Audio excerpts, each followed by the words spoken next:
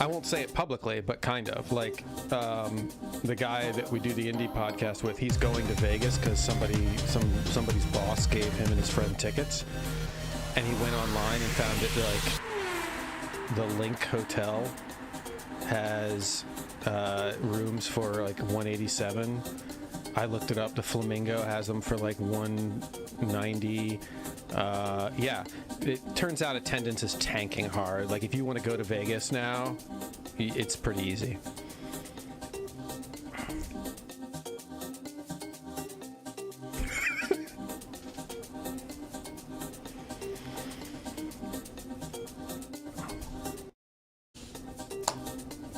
I don't either. I want to watch it on TV.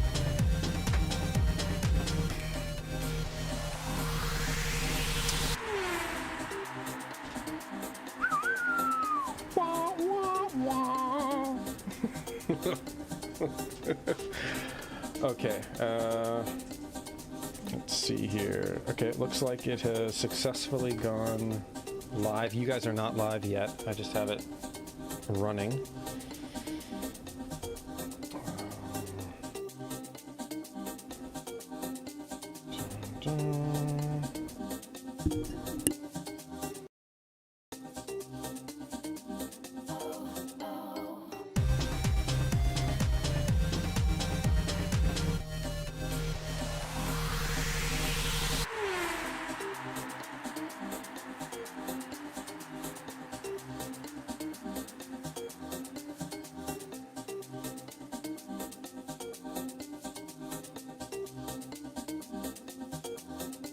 You guys ready? Dun, dun, dun, dun. In 10 seconds.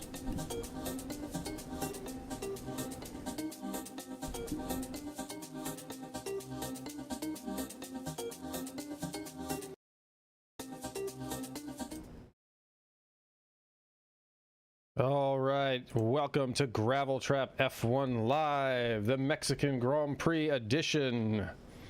Hi, everybody. Hello. Here we are. Hola. Still heartbroken 24 hours later. Heartbroken? Oh my gosh, yes. Turn one. I kid you not. At the very as soon as it was happening, I was screaming no Checo, and then for the next 5 laps, I'm just in denial. Like, I felt myself go through the stages of grief because I was just in denial. Like, I would check out for a second, and then I'd check back and be like, no, surely. And then for a second there, I thought that they were going to repair his car and put him back out there. And I was like, anything can happen. And then they were in the garage, shaking it and banging on it and trying to. They were really trying. Yeah. I know. Yeah. No, I think because they have a dark colored car, it's also not always obvious to them how big the holes in the side pod are. There's a big old hole. But you could see it on the broadcast, the car just shattering and pieces flying off of it. Yeah. And because I have the multi-screen setup, right, with multi-viewer and all that. So I actually have one screen that's just entirely dedicated to me rewinding and rewatching things so I don't have to wait for the replay. And 2 seconds after that happened, I'm go back and just zoom in as best as I can and just be yeah, that car's retired. You see it go flying in the air. It's going to have suspension damage. You could see the rear wing snap into. It was also kind of obvious just as he started turning the car that he was going to be screwed. And it was just well, you were impatient, my dude. Yeah. You need to calm down. Yeah. And I felt that for Charles too, that everybody was being so hateful towards him. That was ridiculous. It was so clear if you watched it that what was he supposed to do? If he broke, there was nothing. If he decided to hit the brakes, that the same outcome. If he turned, same outcome. He had no options. No options. Yeah. So too that everybody was being so hateful towards him. Did you guys see the videos of the fist fight that broke out in the stands? Oh yeah, of course. Yeah. It's this is nuts. No, oh my goodness. People getting way too intense over their driver is always going to be a problem. I saw a tweet of it of just people fighting over which millionaire that drives in circles they like best. And it's yeah, let's add a bit of context to this. Is it great to be very passionate and invested in this? Yes. But at the same time, it's not something that actually matters. Like, in the grand scheme of things, this is something that you're watching for fun and enjoyment. And if that's not what you're getting out of it, you need to take a step back and calm down. Like, come on. Yeah. I do feel like it was probably really disappointing, especially for all the people that were in the baseball stadium part, because like they never got to see him. And really everybody that was like anywhere except for turn 1 never got to see Checo race in the race. Yeah. Kind of like any Carlos fans last year at the USGP. Didn't get to see Carlos race. And so I understand the frustration. Does that it deserve to physically assault somebody that's wearing a Ferrari shirt? No. No excuse. But I understand the heartbreak and disappointment. I mean, even just like to put yourself in Checo's shoes. I mean, how disappointing that had to be for him. It felt like it was it was inevitable. It was either that was exactly what was going to happen, because you built up all this anticipation for what it could be, or it was going to go 100% the other way. Like when it happened, I almost wasn't surprised. I was sort of like, it was this or the other. It was one or the other, and it wasn't going to be mediocrity. It really didn't surprise me. Overall, like, just because Checo's performances overall have been mediocre, I would have been shocked if he got up into second and stayed there, kind of a thing. Because his performance hasn't been great. And a huge chunk of that has been his mentality. A huge part of it has been that he's lacked patience, that he's lacked the foresight to look at the big picture. And, you know, one of the big criticisms as well is that he hasn't been as aggressive or punchy as he should be. And so the one moment that he tried to do that, though, was into turn 1 at Mexico, where we've had not a single year here, I believe, where turn 1 in Mexico has been clean. With the exception being the restart we saw now. Like, that was clean, and I was like, thank you. Everybody, I think, has a little bit of, you know, flashbacks to Australia and that chaos, and we're just like, you know what? No, we're just gonna caravan our way through this. It's fine. Everything's fine. But yeah, like, going for, what's the saying? It is, you can't win in turn 1, but you can certainly lose. Like, and straight so up, true. that is what he did. He could have been so patient. true. He would have gotten past the Ferraris on that straight line speed. And instead, he decided to go for broke and be like, I need to beat Max, which obviously was not the right mentality to have going in here. Yeah. Like, But outside of that, starting at the beginning of the weekend, I don't know about you guys, I had real high hopes for Albon and Williams. I know. I don't know if you noticed the group text, but literally only one word I was texting you all weekend was just like Albon with like the whatever emotional emoji was like what was affiliated with the moment, and it was a bit of a roller coaster. That's why I didn't respond, because I was like, I just want to see only Albon's. Albon's in their respective emotion with his name. like, they're just doing so well. I'm really encouraged to see that like slight shift that Williams is having. And just so encouraging to see it. And even Logan Sargent, he was having such a good weekend. He really was, yeah. The fact that his fuel pump crapped out on him, like right at the end there, super, super unfortunate, because it counts as a DNF. But such a good race. Like, most likely they retired his car because it would have been a disqualification. If you say fuel, my mind is immediately going to go to maybe you just don't have enough fuel left for the test. Because for anybody who's unaware, they need to have 1 liter of fuel left at the end for them to test and make sure that it's up to regulations. So most likely it was an issue like that where it would have been, sorry, you probably wouldn't have finished anyway. But absolutely brutal to see. Yeah. But good on Williams overall. It's been nice. Speaking of rules and regulations and penalties, let's talk for a second about this pit lane exit parking penalty situation. Because I felt like I was so split, right? Because Saturday, I watched it happen. I literally was like watching George parked in the pit lane exit, like, literally, what are you doing? Like, what are you doing? And Max got his little slap on the wrist last time. But then they came out openly afterwards and were like, yeah, we got it wrong. That should have been a penalty. So I'm like, surely they would make it a penalty now, because they openly said last time, yeah, should be a penalty. And so, like, there was part of me that was like, the right thing is to penalize. But then the other part of me was like, but Max never gets penalties. So like, what's gonna happen? And I don't say that sassy that Max never gets penalties. He just seems to dodge them. I don't know how it happens, but he does. Well, yeah. It's one of those very questionable things where I want to know what the procedure is for them, for continuity, essentially. What notes do they give from the stewards from previous weeks to this week's stewards of like, these are the penalties that were recently given out. These are statements that have been made. Because again, they don't have the same stewards. And if you don't communicate, we have no way of knowing how much of the stewards pay attention to the other races. We have no way of knowing what is being communicated to them as far as we said that we should change this. But if they don't officially change it in the regulations, you're at the mercy of the stewards using their judgment, which again, pros and cons to that. If they're aware of something that happened previously that they know and agree with, yes, we should penalize that, fantastic. But you need to set that precedent, or you need to add changes very, very quickly and efficiently to the regulations, which is something they just didn't do. But I'm sorry, this is a problem that they should have seen coming a mile away. How do you not already have a regulation that says the moment you go into the pit lane, you cannot go below this speed? They have a max speed because safety. But again, they waited until there was an incident to implement that. And now here we have it again. They're waiting for an incident, which you could see coming a mile away. And now they've decided to be like, yep, we should probably have a rule for that. Yeah. I've pulled up an article for everyone to see. I don't know if you guys have seen this one.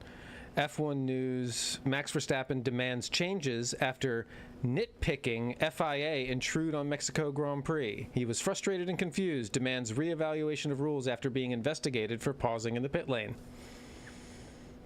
Well, exactly. If you don't give them crystal clear rules, they're just gonna do whatever. So, like, it's not entirely on the drivers, it's not on the teams, it's really just the FIA. It's like, I've said it so many times this weekend already, but the regulations a lot of the times do feel like a high school project that was thrown together the night before that nobody had the foresight to leave time to edit to make sure that it all made sense brought together. Yeah. Like... I will say, though, I do feel like there are a lot of, like, intricacies and elements to the sport that, like, yes, you could sit down and spend weeks and weeks and weeks putting together and finding and discovering all the loopholes. But I don't know. These drivers and these teams, they are very clever. And so they're always trying to find the loopholes. I think that, like, to agree with Christina, the disconnect is then, and once they've found those loopholes, closing those loopholes. Like, you have the power to close them. Like, I'm not going to fault you for having a loophole there. But, like, once it's been discovered, kind of like with the alongside safety car restarts, you know, they changed that after, what was it, like last year, 2 years ago? And, yeah, I think it's been really a really good change. Okay, on the topic of, on the topic of penalties, and I say this with pain in my heart because I love Oscar Piastri, should Oscar have been penalized for bonking Yuki in the race? No, Yuki turned into him. That's what I thought too. Yeah, it was the same thing as Checo at the start. I agree, but some people think that it was different because Yuki had like broken later, so he was ahead of Oscar. I think they made the right call, but some people don't. No, Yuki still, even if you're breaking ahead, you still have to take an appropriate racing line that wouldn't careen you into somebody else. And he did not. He just went a little bit too narrow. Like, it's all fine and well to think that, like, oh, I get this racing line now, but it makes no difference if the other person doesn't turn as well. Like,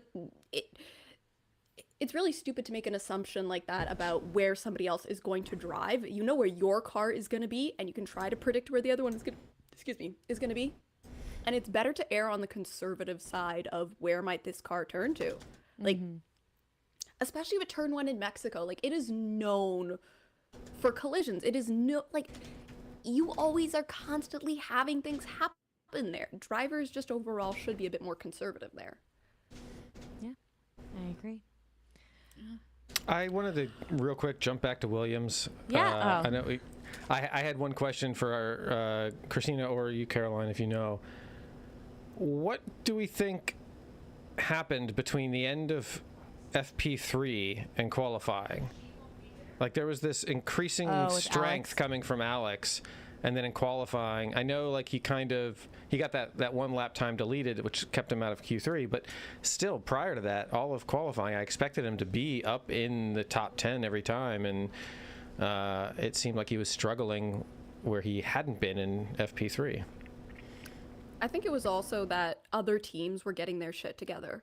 There's a lot of them that they use all of their FP sessions and they figure themselves out, whereas the Williams we've seen the floor. It's a lot more simplistic. So in all likelihood, their setup options are fewer because they have a simpler concept. So they have less nitpicking that they can do. Whereas all of the other teams, they're still bringing upgrades, they're still changing things, they're being finicky. So it takes just a bit more time for them to tune in. But again, that's the difference between front and midfield teams and ones that are at the back, is they turn it on when it matters. And Williams is still struggling to do that. And yeah, I mean, you had Alex who was like pushing and had it kind of figured out for himself all weekend, but then everybody else started to catch up. Case in point that you saw with the Ferraris, that you were just like all of a sudden, whoa, where did that come from? Suddenly Charles is on pole and Carlos is P2. That's nuts.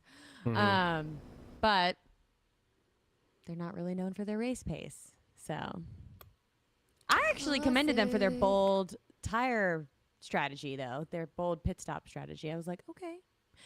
And if only the safety car had come a little bit earlier, it would have been really cool for them. Yeah, that safety car's timing was like absolute shite. I pulled up the the pit stops, and you can see like all of the lap 34 ones, which is when they were in the pit lane, red flagged. And then you have 1, 2, 3, 4, 5, 6, 7, 8 drivers that had pitted like within the last 3, 4, 5 laps before that. So about half the grid got completely screwed over by swapping out their tires just that little bit too early. Yeah. Including Lando. Who Oh, had Lando. A great drive. But Alex Albon, I still think, drove really well on Sunday and still proved his mettle, if you will. But Yeah. shout out to Lando. And for all the haters out there that are like, Lando's better than Oscar because look what he did. Oscar had damage to his car because of the run-ins with Yuki. I would just like to point it out. Yeah. He had like I think it was like floor damage that he had he to his did. car. Yeah, that I was like, the fact that Oscar held on. Yeah. Oscar! Anyway. Oscar's doing great, but like he still is like not great at managing his tires. And like that's what's going to win you a Grand Prix is managing your tires. So it's just like I love that people are loving Oscar, but like I need people to also be realistic over the fact that like he's a rookie and he still has a whole lot of learning to do, and it's going to be a like good solid year and a half before he catches up to being on Lando's level. Like, And that's okay. if that. Yeah, I mean, I don't think that people expected Oscar to come in and just suddenly be beating Lando, but I think that he's doing a really great job, especially compared to some of the other rookies. And I think that he and Lando seem to have a really good working relationship together. Like there, you didn't see any fighting. He let Lando by because he knew that Lando had the better shot at pursuing more positions. So I appreciated that. Some stuff from the audience. Hey. Mishiago from Greece says it's currently 11 to midnight. That was a little while ago, so it's Bless after you. midnight there. He watched a local version of Who Wants to Be a Millionaire recently, and Leclare's nationality was a 5,000 euro question. Yeah, that pops up. I've seen that pop up on multiple little like quiz shows. That's a good question to ask, though, because, I mean, I'm sure not a lot of people really know that he's from Monaco, and because They'll assume he's French. Yeah, they'll assume he's French, or like I know some people that assume he's Italian because he's a Ferrari driver. And he's like Mr. Italy, if you will. Max Hiller asks, in your opinion, how do we fix the Mexico GP track? What could be done there to make it racier? It has we definitely had so some many. racing. It has so many long straights, and long straights are great in certain circumstances. But at a certain point, they get to be too long. Like close to a third of this track is just that one long straight. And then you have 2 others as well, like 3 DRS zones. Is the thin air like, are straights not the natural alternative when you don't have thick enough air to provide like the downforce you would normally have for high speed corners? No, it is. Okay. But like you can still have, I think there's still a balance to be struck. And right now, I do think that there's a better layout that doesn't depend on having so many long straights or having them, like, I do think the length of the straights is a bit of an issue because with the main long straight, you end up overtaking like midway through and then you're just waiting for the braking zone at turn 1. With the other ones, they're at least short enough that you do have to wonder, won't they overtake? But again, you do still want to have chicanes that are well set up because those overtakes are the ones that I think are actually really exciting because it's not guaranteed, it's not a done deal. You have to place the car well in order to potentially get a switchback. What defense will they do? So, you know, you can still, even with minimal grip, have a well set up corner that would suit the cars. And it's also, again, this is a car size issue as well, is that the track is quite narrow at certain points. So again, they do just have to make the cars smaller, which they are actively looking to do starting in 2025. But until then, we kind of just have to stomach through there not being enough room for these cars to truly maneuver around somewhere like this. Caroline? I'd like to see them make it a little bit longer, like lap length be a little bit longer. I think it would help to add some more variety in the track because, again, you do have all these long straights, but if they could just like open up a piece of it and like add a few more corners and a few more exciting spots, I think that that would also help because I think this is what the third shortest lap or whatever, like third shortest. It's a short one. Yeah, it's a short It's a short track. So I think if they could lengthen it, because I feel like every year when the Mexican Grand Prix comes around, I'm like, is it over yet? Like, it feels so long. It turns into a parade, and one of the big issues as well is that so many of the power units will overheat, again, because of the thin air. And so you're managing the car as well. So there's only so much you can do asides allowing like special regulations of, oh, we're in ultra thin air, so you can make these modifications to your power unit, or you can make these modifications to your car to increase the downforce. But again, I don't know why you would do that. If we're no longer having special rules for a race like Monaco, why would you do it for the random race that is Mexico? That doesn't have as deep and long of a history and precedent to it. What are your opinions on double dose DRS? Both Australia and this track, and I'm sure a couple others have it too. It's stupid. I think it makes sense under the old regulations, but with the new regulations for the cars, I feel like it only helps those that already are at a hard advantage. Like the big problem with it is that they have the one DRS detection zone for 2 DRS zones. Right. And so whoever was behind at the detection zone gets DRS both times, but if they passed in the first DRS zone, they can still use it, I think. Yes. I think they can still use it in the second one. Absolutely. So that's Hamilton stupid. used it to his advantage and actually got away from Leclare. Yeah. So they have to change it that it's not just dependent on where you're set up in the detection zone, but you still actively have to have the car in front of you in any DRS zone. It can't just be at the detection zone. It has to be actively in the DRS zone the person is in front of you. Not by a second. That thing can just be, the second mark can just be at the detection zone.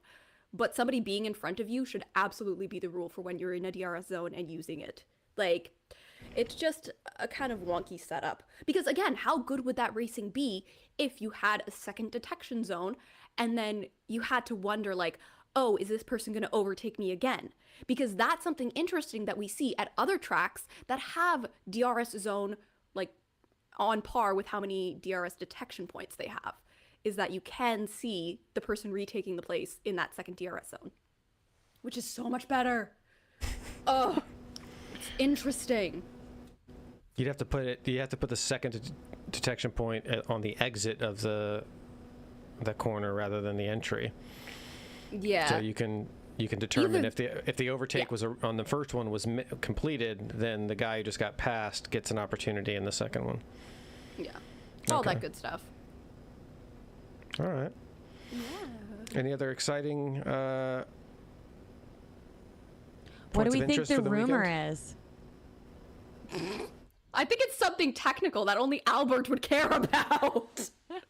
Like, I'm sorry, this is Albert, and he's just being like super cryptic, he's also a little cheeky, I think. Like in a lot of the videos on Twitter, Albert Fabrigeo, or the guy who does the tech videos for Santander, and Tech Talk a lot on F1 TV, he basically tweeted out being like, I just heard a rumor and I hope it's not true, but did not expand, and everyone's kind of losing their shit over it because he's somebody who does have access. But like, that's also so cryptic that you're just like, this means both so much and so little at the same time. And people are throwing out rumors like, oh my gosh, what if Checo and Alonso are swapping positions, or swapping seats? And then to make matters worse, Red Bull España tweeted just a little facial emoji being like, ooh, and you're like, everybody, I feel like everyone's kind of just jumping on a conspiracy theory and kind of just being like, you know what would be fun this weekend? Let's F around with people and just put out a random tweet and see what happens. Like, he's either being an extreme agent of chaos, or he legitimately heard something that's horrifying to him, which in my mind would be tech related. Could be. But yeah, everyone's reading too much into it. Let's all calm down. Albert Fabrega. So Fabrega, yeah, there. Here it is. I'll make sure to follow him. Fabrega. Oh yeah, no, he's fantastic to follow. Okay. Aston Martin, unimpressive again. Just painful. I just felt bad for him. So I really bad. did. When Fernando DNF'd, I was like, ugh, that just hurts. And Lance started from the pit lane again this weekend. Yeah. It was just painful. It was just painful. How about when Esteban Called his shot. Yeah, I know. Babe Ruth moment. No, did you guys see then the Instagram Haas exchange admin. the two had? Yeah. No, not the Haas admin. This is Nico Hulkenberg Oh, that's right. That's posted right, that's right. being like, you like my butt, Maybe- and then yeah, you must Esteban my being rear like, end. Yeah. you didn't see mine for long. Yeah. It was very cheeky. It was very fun. Like, you got to take advantage of the fact that you guys call the back of your cars a rear end, because it sets you up for so many fun, cheeky things. Yeah. Oh. Yeah, Where what did a he good post time. that? You said on Instagram, Hulkenberg did? Instagram stories, so it might already be gone by now. Oh, darn. Yeah. Oh, no, I here it is. screenshotted one, Yeah. though. Here it is. I got it. Yeah. Go back. It's still there. You must really like my rear end. What took you so long? Yeah. Like, just super So cheeky, good. super funny. And it's also fun because you know they were teammates before, and it's just nice to see that vibe come out again of just like, all right, you guys actually know each other personally. Aw, do more. That was like with like the Lando Daniel interview after the race too. It was sweet Yeah. to watch them like banter. I saw people So complaining cute. about that, being like, why does Danny got to interrupt and inject himself and everything? And like they were upset that he's the class clown or the Mr. Fun guy. It's like that's him though. That's we that's who missed he him for a is. couple years at Renault and McLaren, but he's back. Yeah. I did buy my girlfriend a McLaren Danny hat Yeah. with a 3 on it Yeah. at the Austin race. They had all this old. Yeah. They always stuff. bring out Yeah, I this sent you old stuff. it was the Haas Rich Energy stuff was still there. Yeah, it was. The Racing Point Checo stuff was everywhere. Okay, Yeah. yeah. My mother-in-law, like we were walking past a bunch of them, a bunch of the stands and things, and my mother-in-law looked at me and my husband as we were walking. She was like, I really want one of those hats that has like the bullseye on it. And we looked at each other like, none of the teams have a bullseye in their logo. And so we were like, maybe she meant Mercedes because it's like kind of looks like a bullseye. And she's like, it was like a pink. And we were like, Alpine has pink, but it's not a bullseye. We were so confused. And she was like, no, it's a bullseye. It's got like a circle and then a dot in the middle. We were like, what? Because like never in a million years would I would have thought they would have Racing Point gear that they're selling in 2023 at a race. And she got her Racing Point hat. I was so proud of her. Then they had options too. You could get the Lance one, you could get just the standard team one, or you get the Checo one. I was like, wow. I can't believe they still have these. Yeah. They had It's a good rooms looking full of hat. that. Yeah. It's a good looking That hat. cherry, the cherry blossom Red Bull hat, apparently is in super high demand, and I think the only place you can get it is at the races now because online they're sold out. Interesting. Yeah. No one can seem to find them. Well, people are also having like a little bit of a fit and losing their minds because Red Bull produced Daniel Ricciardo 3 hats. Like Red Bull themselves produced it. But it's like, guys, his contract is with Red Bull. He's Yeah. on loan to AlphaTauri. They most likely were planning on having these like third driver hats of his from the moment they signed him, because his merch sells like a whole bunch. Yeah. Even if it's Daniel Ricciardo, people are more likely to buy it if it's Red Bull than it is AlphaTauri. Especially with the rebrand. Like, come on, they're not going to slap his name on a bunch of stuff when they're going to be, putting it to the outlets anyway within the next couple months. I forgot that he was with Red Bull and on loan. Yeah. Yeah. He's The technically third driver. for this year. Next year, I think he does have the official AlphaTauri contract. Ooh. I think I need to double check that, or if it's another on loan situation, because that's a very important distinction. Yeah. Tre importante. All right, viewers, if you have any other questions, let us know.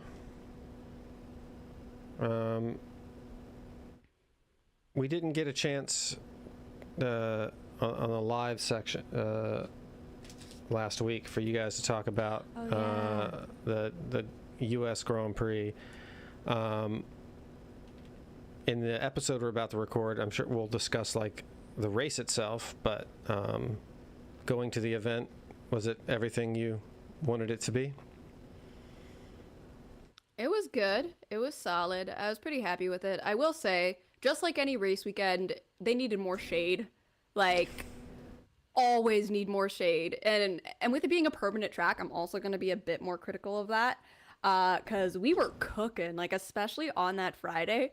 I still feel like I have my heat exhaustion from that. Like, I feel like it's so slow and wearing off, but the racing was good. The best part about COTA, I would say, is that it's hilly.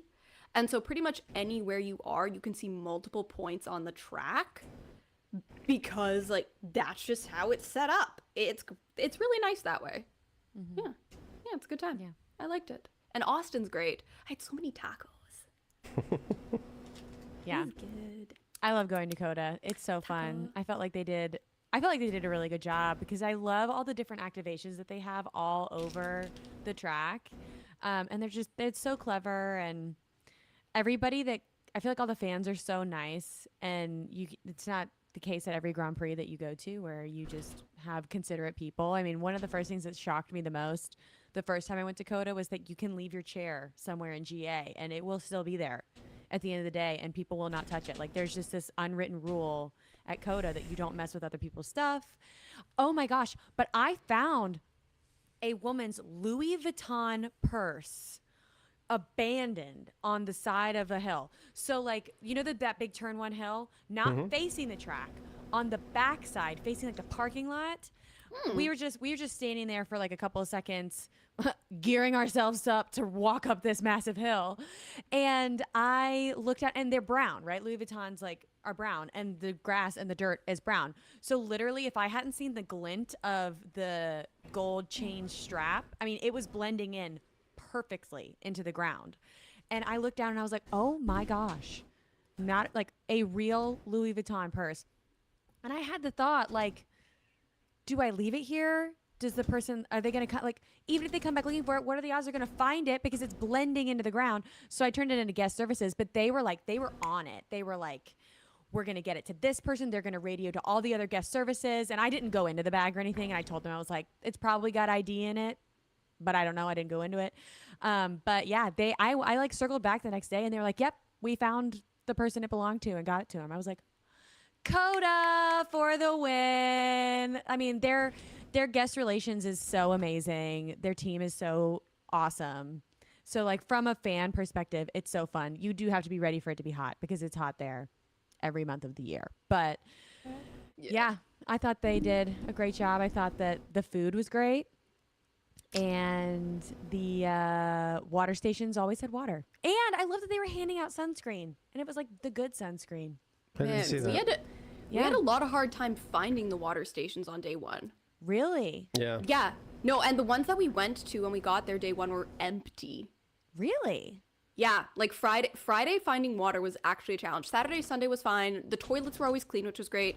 But yeah, we were like wandering through the desert for the first couple hours until we found like one of the buildings that had actual like, we found a couple water stations and they were empty. So we found the one that was behind the paddock, like along the walk of the straight on the outside line up towards turn one. So it was in and amongst all of the like food concessions that were along that walk, and that one was empty. And then we ended up walking towards like the little carnival area, and we found again 2 other stations there, and they were empty still again. And this was still before FP1, so like there weren't a huge number of people there, but like there were a lot of them. Like it was. I wonder if they just weren't full yet. I was gonna say they might have been going around filling them because they would get warm by the end of the day because it was so hot outside. So they think that they were like filling them at the last second so that people could have the cold water longer. I saw a hose hooked up to the one that by 15. They just that was perpetually full. That's awesome. Yeah, But like it was a thing. to your shade point, the only I'm with Caroline on how well organized and put together the whole thing was. The only downside was, or the negative comment I had was the security kicking everyone out of the shade 2 hours before a concert. I texted you about this. Really? So the stage security set up for the in the DJ amphitheater. in the amphitheater, there was all this shade in the front, and we were all getting ready to watch the race. Like hundreds of people had shown up to watch the race in the amphitheater, and we're going to sit on the cold concrete in the shade. And security kicked everyone out because the second the race is over, a DJ was going to start, and they wanted to let people into the pit at that time, not sooner, and not have to kick people out midway through. And I kind of understand that, but at the same time, at 90 degrees, sweating people just lining up trying to get in there and finding out they couldn't, they were angry. And I thought a couple of these moms were just going to like push through the gates and be like, screw that, we're going in. And then the same security rounded up all the folding chairs while we were sitting in them and told them we couldn't sit in the folding chairs. We had to go sit in the red chairs in the sun. And then they put folding chairs out on the stage in the shade and watched the race right in front of us in the shade the whole time. No. Yeah. It was, and I know that they're not Coda. They are a separate company that was hired to put on that event. But like, I tweeted Coda. I was like, hey, you might want to radio your stage people over here because they're, obviously no one responded. But it could have gotten bad, but it really didn't. But the fans at Coda are so nice. Amazing. I got a whole YouTube video of interviews of fans that I'm gonna put together for. Oh, I will say, my one like thing that I cannot believe people did, and I'm like seriously appalled by, is that at the end when there was the track invasion, there were people before it was open, before the proper gate was open, that started jumping the fence and running past it. And then at a certain point, people didn't want to wait in line, so they legitimately went up and ripped the bottom of one of the fences so they could like blitz through. And this was back at like turn 19. So that's where I went in. yeah, so there was just absolute chaos there. It was absolutely ridiculous, and it was kind of just like, you idiots, this is how track walks get taken away. Like, you are being so unbelievably short-sighted, selfish. Like, what on earth are you going to gain by jumping over this fence and blitzing your way towards the podium? Is it something cool to see? Yes, but like what on earth are you doing? Who raised you?